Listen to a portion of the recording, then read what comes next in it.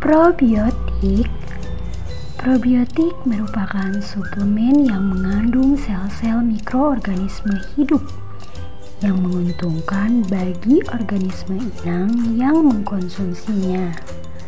Menurut Food and Agriculture Organization and World Health Organization 2001, probiotik dapat diartikan sebagai mikroorganisme hidup yang non-patogenik yang memberikan efek baik dan menguntungkan bagi organisme inangnya jika dikonsumsi dalam jumlah tertentu.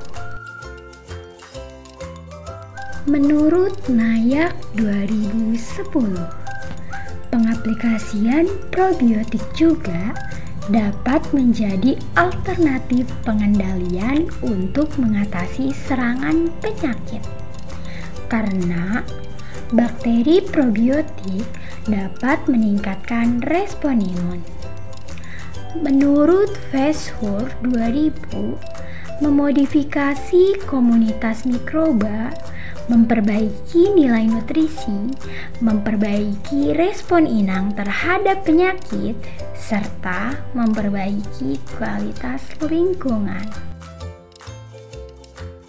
Pemberian probiotik dalam pakan berpengaruh dalam saluran pencernaan, sehingga akan sangat membantu proses penyerapan makanan dalam pencernaan ikan. Bakteri probiotik menghasilkan enzim yang mampu mengurai senyawa kompleks menjadi sederhana sehingga siap digunakan ikan. Dalam meningkatkan nutrisi pakan, bakteri yang terdapat dalam probiotik memiliki mekanisme dalam menghasilkan beberapa enzim untuk pencernaan pakan seperti amilase, protease, lipase, dan selulase. Enzim-enzim tersebut yang akan membantu untuk menghidrolisis nutrien pakan, molekul-molekul kompleks seperti memecah karbohidrat, protein, dan lemak menjadi molekul-molekul yang lebih sederhana, akan mempermudah proses pencernaan dan penyerapan dalam saluran pencernaan ikan.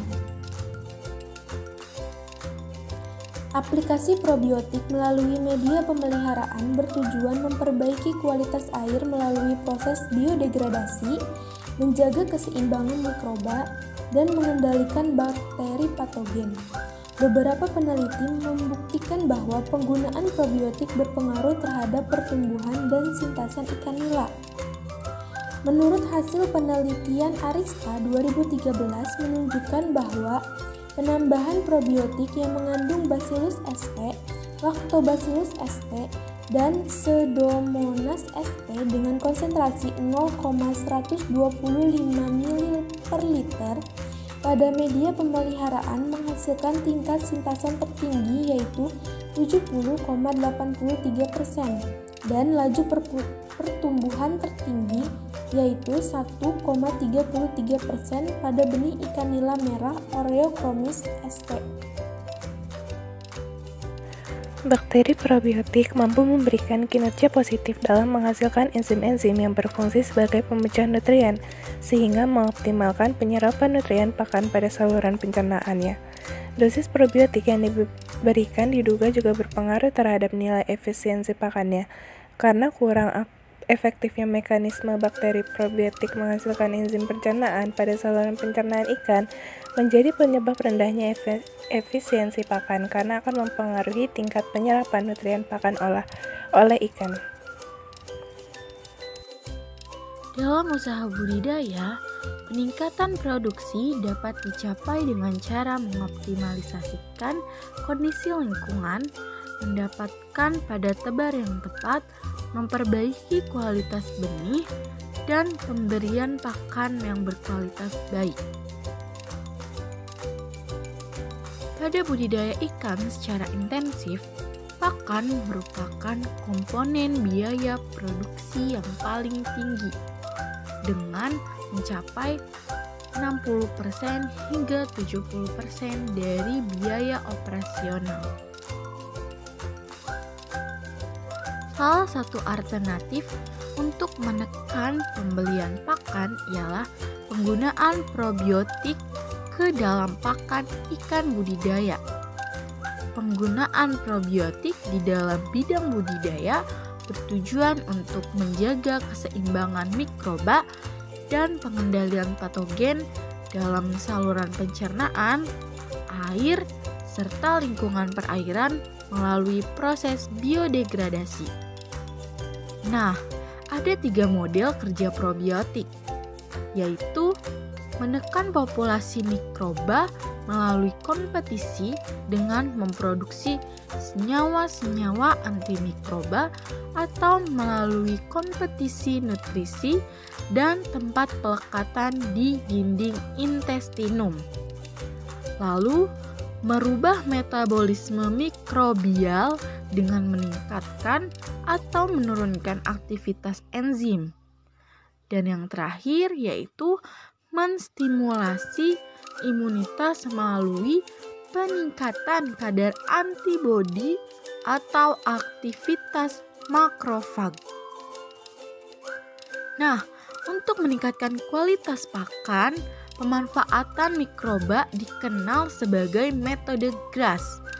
Nah, pemanfaatan mikroba tersebut dilakukan melalui penambahan mikroba secara langsung ke dalam bahan pakan. Namun, apabila metode GRAS harus diterapkan pada probiotik budidaya, probiotik dapat berasal dari bakteri yeast, mikroalga, serta bakteriofag. Tentu, tidak semua strain mikroba dapat dimanfaatkan, misalnya Pseudomonas dan V. alginoliticus, karena kriteria dari sisi usaha budidaya menjadi tidak sepenuhnya aman. Lalu, ada 2 macam cara pengaplikasian probiotik, yaitu yang pertama melalui lingkungan, yaitu air dan dasar tambak. Yang kedua, melalui oral, yaitu probiotik dicampurkan ke dalam pakan. Aplikasi cara kedua dapat meningkatkan kualitas pakan dan menambahkan bahan aditif berupa probiotik yang berisi mikroba pengurai dalam pakan yang dapat berfungsi untuk memperbaiki kualitas pakan dengan cara penguraian sehingga dapat meningkatkan kecernaan pakan. Menurut Fuller tahun 1987, agen biologis disebut probiotik apabila memenuhi karakter sebagai berikut. Yang pertama, menguntungkan bagi inangnya. Kedua, mampu hidup walaupun tidak tumbuh di intestinum inang. 3, dapat disiapkan sebagai produk sel hidup dalam skala besar atau industri. Yang keempat, dapat menjaga stabilitas dan sintasannya untuk waktu yang lama, baik dalam penyimpanan maupun di lapangan. Produk probiotik untuk pengaplikasian di bidang perikanan telah banyak di pasaran dengan berbagai variasi penggunaannya. Tetapi pada dasarnya cara kerja probiotik dikelompokkan menjadi 3, yaitu menurut Kasani tahun 2007, menekan populasi mikroba melalui kompetisi dengan memproduksi senyawa-senyawa antimikroba melalui kompetisi nutrisi dan tempat pelekatan dinding intestinum. Menurut Hasani 2007 lagi, yang kedua, merubah metabolisme mikrobial dengan meningkatkan atau menurunkan aktivitas enzim pengurai seperti selulase, protease, amilase, dan lain-lain. Yang ketiga, menurut Irianto tahun 2003, menstimulasi imunitas melalui peningkatan kadar antibodi organisme akuatik atau aktivitas makrofag. Selain itu, menurut Tai tahun 2005, selain melalui mekanisme di atas, probiotik dapat bekerja melalui mekanisme penguraian senyawa toksik yang berada di perairan seperti NH3, NO2, NO3, mengurai bahan organik, menekan populasi alga biru, memproduksi vitamin yang bermanfaat bagi inang, menetralisir senyawa toksik yang ada di dalam makanan, serta memberikan perlindungan secara fisik inang dari patogen. Salah satu penyebab kematian ikan adalah rendahnya kualitas gizi pakan yang diberikan pada ikan dan media air yang kurang dikontrol. Kualitas pakan yang tidak sesuai dengan kebutuhan ikan akan menyebabkan tingkat kelulushidupan dan laju pertumbuhan ikan yang rendah. Pakan yang tidak sesuai dengan kebutuhan gizi ikan juga akan menyebabkan ikan mudah terserang penyakit. Upaya yang dapat dilakukan untuk meningkatkan pertumbuhan dan kelulus hidupan ikan adalah dengan pemberian probiotik dalam pakan ikan. Pemberian probiotik dalam pakan dapat memperbaiki kualitas pakan sehingga dapat meningkatkan kecernaan pakan dan laju pertumbuhan ikan. Probiotik dalam pakan dapat membantu petani ikan dalam meminimalisasi biaya pakan yang akan dikeluarkan selama kegiatan pemeliharaan tanpa mengurangi kualitas ikan, seperti pertumbuhan ikan. Probiotik dalam pakan mempunyai kandungan mikroba yang bersifat menguntungkan untuk meningkatkan daya cerna penyerapan nutrisi pada pakan dan mempengaruhi pertumbuhan ikan. Semakin tinggi daya serap benih ikan terhadap nutrisi dalam pakan, maka kelebihan nutrisi akan disimpan di dalam tubuh ikan sebagai cadangan energi.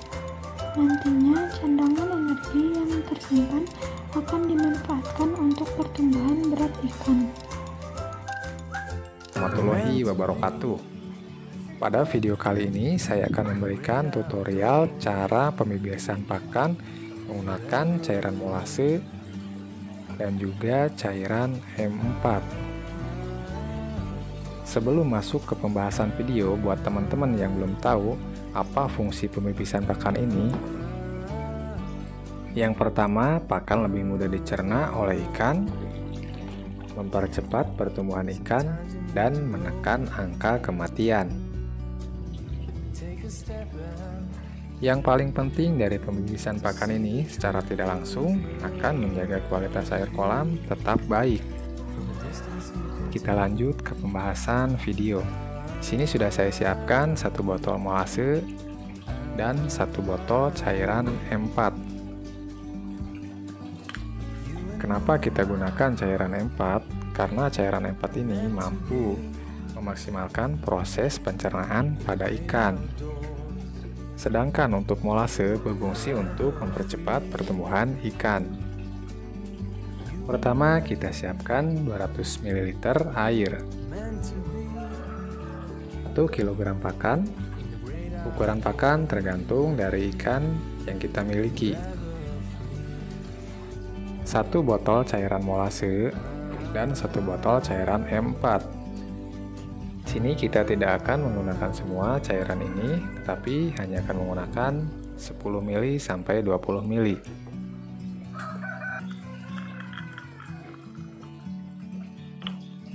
Langsung ke tahap pembibisan. Kita gunakan 10 ml cairan M4 ini atau sebanyak tutup dari botol M4 itu sendiri. Karena takaran dari tutup botol M4 ini kurang lebih 10 ml. Lalu kita tambahkan 20 ml cairan molase. Gunakan tutup dari botol molase ini untuk menakarnya. Dari 1 tutup botol molase ini yaitu kurang lebih 5 ml. Untuk 20 ml berarti kita membutuhkan 4 tutup botol molase. We meant to be in the great outdoors, forever free.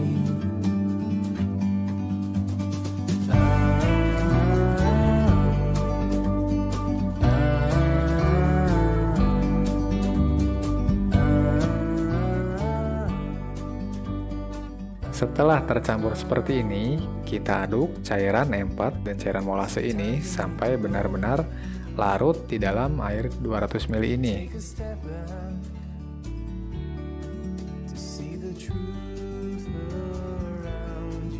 Setelah cairan benar-benar larut, kemudian kita campurkan cairan ini ke dalam pakan. Kita sudah siapkan tadi pakan sebanyak 1 kilo. Jadi untuk 1 kilo pakan itu takarannya 10 ml cairan M4, 20 ml cairan molase, dan 200 ml air. Forever free, you and me, meant to be in the great outdoors, forever free. Kita pindahkan pelet ini ke dalam wadah yang lebih besar.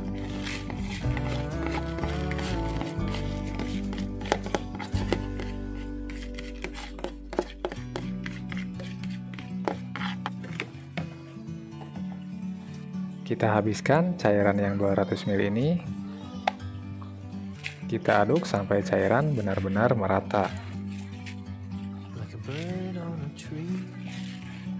Selanjutnya pakan kita tutup dan biarkan kurang lebih 2 jam.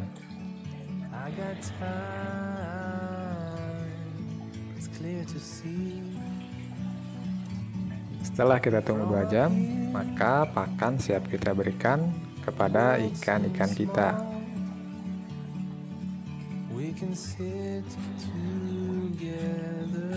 Pembibisan pakan ini bisa kita gunakan untuk ikan nila, ikan lele, dan juga ikan gurame.